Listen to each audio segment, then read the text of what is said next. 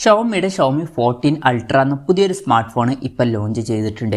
ഈ ഒരു വീഡിയോയിൽ നമ്മൾ നോക്കാൻ പോകുന്നത് ഷവോമി 14 അൾട്ര എന്നുള്ള സ്മാർട്ട് ഫോണിനെ പറ്റിയിട്ടാണ്. വീഡിയോ തുടങ്ങുന്നതിന് മുമ്പ് പറയാനുള്ള ഒരു കാര്യം എന്താ വെച്ചാൽ, നിങ്ങൾ ടെക് വാർത്തകൾ ഫോളോ ചെയ്യാൻ താല്പര്യമുള്ളവരാണെന്നുണ്ടെങ്കിൽ നമ്മുടെ വാട്സപ്പ് ചാനലിലോ അല്ലാന്നുണ്ടെങ്കിൽ ടെലഗ്രാം ചാനലിലോ ജോയിൻ ചെയ്യാവുന്നതാണ്.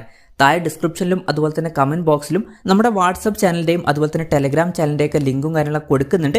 അവിടെ റെഗുലർ ആയിട്ടുള്ള ടെക് അപ്ഡേറ്റ്സും കാര്യങ്ങളൊക്കെ ലഭിക്കുന്നതായിരിക്കും. ആദ്യം നമ്മൾ ഫീച്ചേഴ്സും കാര്യങ്ങളൊക്കെ നോക്കുകയാണെന്നുണ്ടെങ്കിൽ ഷവോമി 14 അൾട്രയിൽ 6.73 ഇഞ്ചിൻ്റെ 2K ഡിസ്പ്ലേയും കാര്യങ്ങളൊക്കെ വരുന്നുണ്ട്. അപ്പോൾ 2K റെസൊല്യൂഷൻ കൊടുത്തിട്ടുണ്ട്. റെസൊല്യൂഷൻ വരുന്നത് 3200x1400 ആണ്. പിന്നെ OLED പാനലാണ് ഇതിൽ ഉപയോഗിച്ചിരിക്കുന്നത്. അതുപോലെ തന്നെ LTPO എന്നുള്ള ഫീച്ചറും ഇതിൽ സപ്പോർട്ട് ചെയ്യുന്നുണ്ട്. അതായത് റിഫ്രഷ് റേറ്റ് 1 ഹെർട്സിൻ്റെയും 120 ഹെർട്സിൻ്റെയും ഇടയിലായിട്ട് അഡ്ജസ്റ്റ് ചെയ്യാൻ കഴിയുന്നതായിരിക്കും. ഇതിൽ മാക്സിമം 120 ഹെർട്സിൻ്റെ റിഫ്രഷ് റേറ്റ് ആണ് സപ്പോർട്ട് ചെയ്യുന്നത്. പഞ്ചോൾ ഡിസൈൻ കൊടുത്തിട്ടുണ്ട്. പഞ്ചോൾ വരുന്ന ടോപ്പ് സെൻറ്റർ ഭാഗത്തായിട്ടാണ്. 240 ഹെർട്സിൻ്റെ ടച്ച് സാമ്പിളിംഗ് റേറ്റ് ഒക്കെ ഇതിൽ സപ്പോർട്ട് ചെയ്യുന്നുണ്ട്. പിന്നെ 12-ബിറ്റ് ഡിസ്പ്ലേ എന്നുള്ള ഫീച്ചർ കൊടുത്തിട്ടുണ്ട്. അതുപോലെ തന്നെ ഡോൾബി വിഷൻ്റെ സപ്പോർട്ടും വരുന്നുണ്ട്. ഫോണിൻ്റെ പീക്ക് ബ്രൈറ്റ്നസ് വരുന്നത് 3000 നിറ്റ്സ് ആണ്. പിന്നെ 1920 ഹെർട്സിൻ്റെ PWM ഡിമ്മിങ് എന്നുള്ള ഫീച്ചറും ഇതിൽ സപ്പോർട്ട് ചെയ്യുന്നുണ്ട്.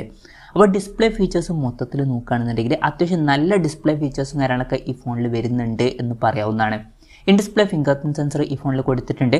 ഫോണിൻ്റെ വെയിറ്റ് വരുന്നത് 223.4 ഗ്രാം ആണ്. തിക്നെസ് വരുന്നത് 9.2 mm ആണ്.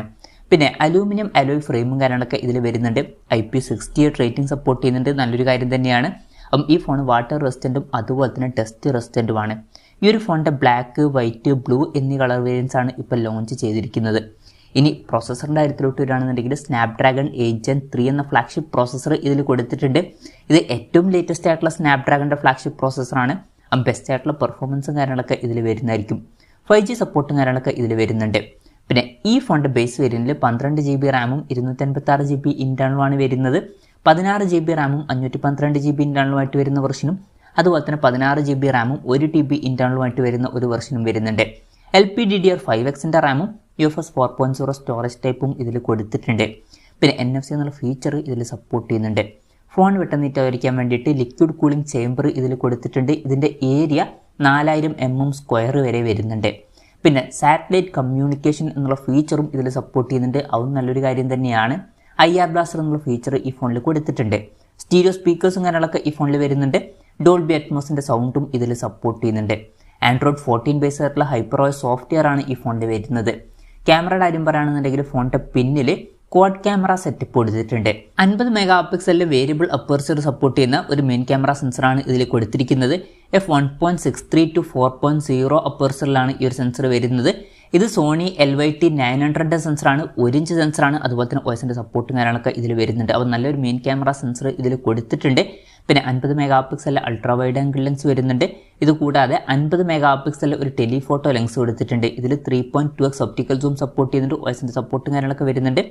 ഇതുകൂടാതെ 50 മെഗാ ഒരു പെരിസ്കോപ്പ് ലെൻസും വരുന്നുണ്ട്. ഇതിൽ 5x ഒപ്റ്റിക്കൽ സൂം സപ്പോർട്ട് ചെയ്യുന്നുണ്ട്. OSൻ്റെ സപ്പോർട്ടും ഇതിൽ വരുന്നുണ്ട്. പിന്നെ ഫ്രണ്ടിൽ 32 മെഗാ സെൽഫി ക്യാമറയാണ് വരുന്നത്.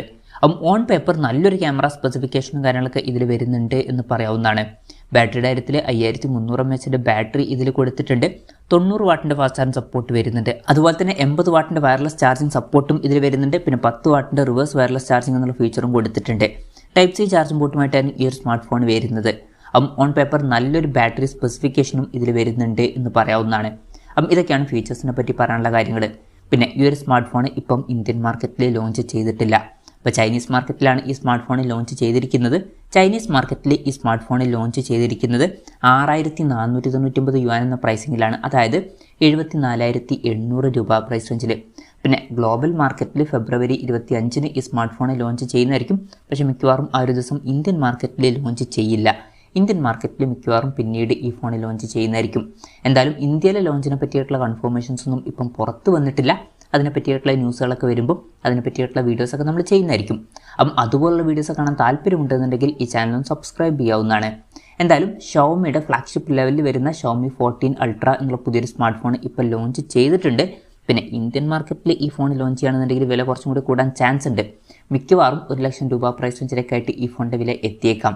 എന്തായാലും ഈ ഒരു ഫോണിനെ പറ്റിയിട്ടുള്ള നിങ്ങളുടെ അഭിപ്രായം ജസ്റ്റ് ഒന്ന് കമൻറ്റ് ചെയ്യുക. അതുപോലെ തന്നെ ഈ ഒരു സ്മാർട്ട് ഫോൺ ഇന്ത്യൻ മാർക്കറ്റിൽ നിങ്ങൾ ഏത് പ്രൈസിങ്ങിലാണ് എക്സ്പെക്റ്റ് ചെയ്യുന്നത് എന്നുള്ള കാര്യം കൂടി ജസ്റ്റ് ഒന്ന് കമൻറ്റ് ചെയ്യുക.